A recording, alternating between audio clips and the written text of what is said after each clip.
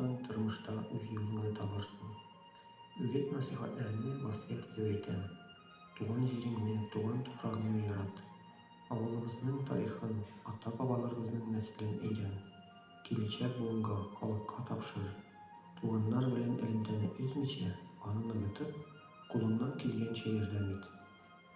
Үткәнне киләчәк буынга тапшыру изге эш.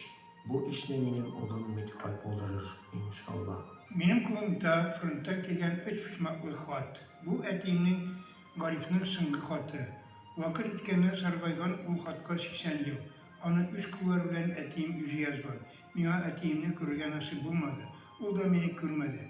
Әмма әтиемнең белемле бул һәм гомеремне туган җиреңә, халкыңа хезмәт итүгә багышла дигән нәсихәтен гомерем буе истәртеп үтәргә тырыштым.